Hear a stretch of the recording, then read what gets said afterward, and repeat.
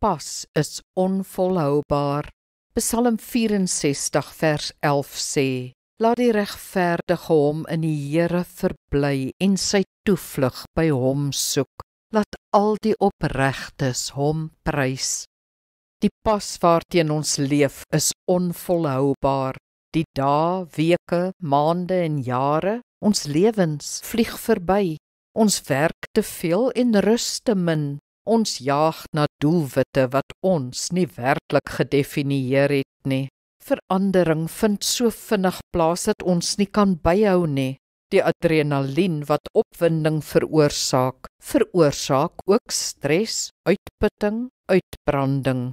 Daarteenoor het die lewe in Bybelse tye teen loopspoed afgespeel. Hoe salig!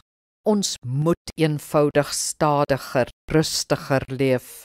Ons moet kan stop van tyd tot stilstand kom. Ons moet die streep kan trek onder die gewerk en gewoel, onder die spanning en stryd.